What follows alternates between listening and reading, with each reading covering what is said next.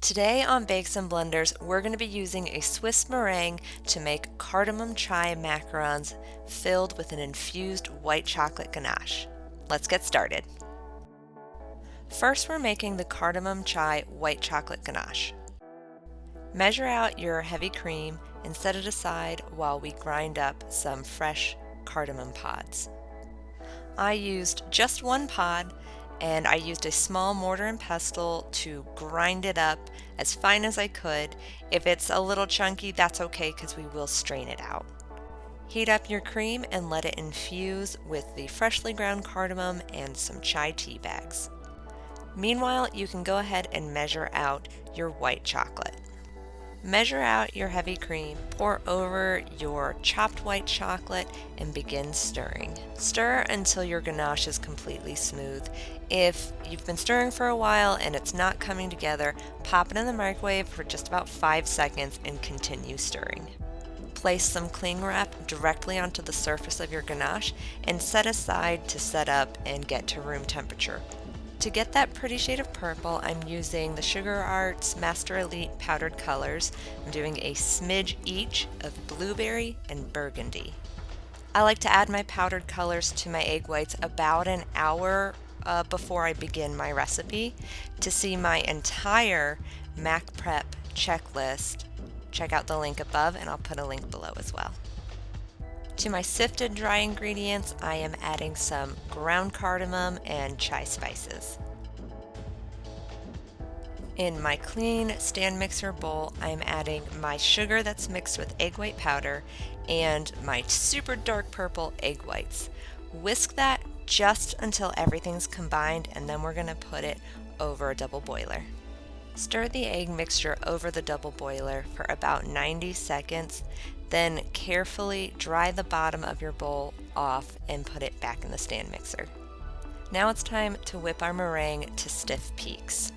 I like to slowly work my machine's speed up to either a 4 or a 6 and just whip until you have those stiff peaks. The meringue should ball up in the whisk of your stand mixer, and that should take roughly 10 to 15 minutes.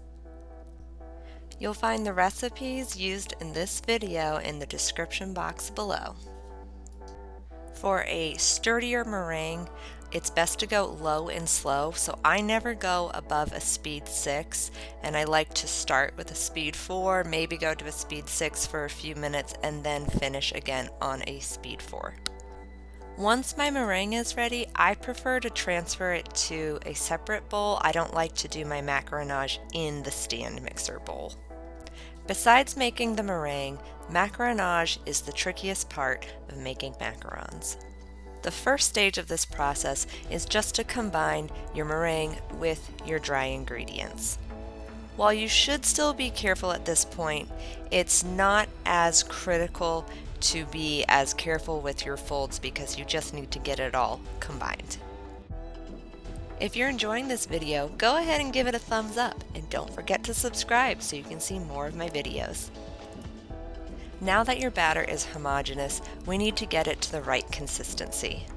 Fold your batter until it flows like lava, which I understand is a very subjective measurement, but you want it to flow off of your spatula easily, but not too quickly, and it should take a few seconds to meld back into the batter on your bowl.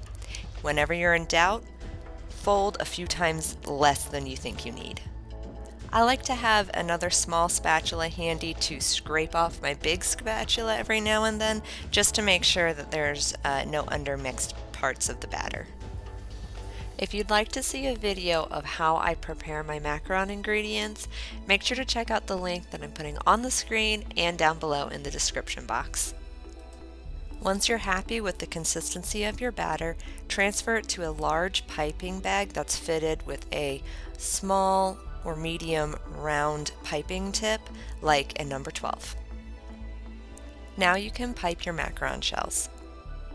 I like to use Teflon mats on top of a silicone baking mat that has a macaron template. While I do use the template as a guide, I also like to count in my head, usually 3 or 4 counts as I'm piping, to help with my consistency to make sure that all my macaron shells will be the same size. You can find links to the products that I've used in the description box below this video. As you pipe your macaron shells, make sure to keep your bag perpendicular to the tray and give nice even pressure when you're squeezing the bag. When you're done piping, release the pressure and carefully flick your piping tip away from the shell for a smooth top. After piping, I'll bang my trays on the counter 2 times, rotate the tray, bang 2 more times, then use a toothpick to pop any air bubbles and smooth out any bumps. It's dry in Texas right now, so I'm just resting my trays for 20 minutes, maybe just 15 minutes before I pop them in the oven.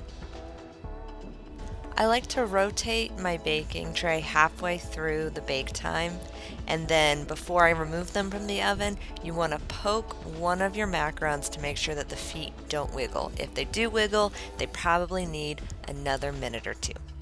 Then I let the macaron shells cool for about 10 minutes on my baking pan before I peel them off very carefully and place them on a cooling rack to finish cooling.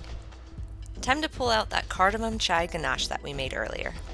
If you made the ganache in advance, just pull it out the morning that you're making the macarons so it has several hours to come to room temperature. Before you fill your macarons, make sure to pair them up. While they should hopefully be very close in size, you want to try to get those perfect matches. Fill a small piping bag with your white chocolate ganache. You don't need to use a piping tip, though you can if you'd like to. Just snip the tip off the bag and you're good to go. You really don't need much filling in macarons, so pipe a blob in the center of one of the shells and make sure to leave some space, because when you tap it with the other shell, you're going to squeeze out that filling just a little bit. I like to let my macarons mature overnight in an airtight container before I decorate them. It just makes them sturdier and easier to work with. Use some edible gold paint and a paintbrush to decorate the macarons. You can do stripes, a more feathered look with a fan brush, or you can even use the paint to create a splatter effect. You're just going to use your finger to flick it off of the paintbrush. This paint goes on a little yellowish, but once it dries, it has a beautiful gold shine. If you enjoyed this video for my cardamom chai macarons, you're probably going to love the others in my macaron playlist, so check that out. It's on your screen right now. Thanks for watching and happy baking! I'm not the director of these videos, okay? Just so you know.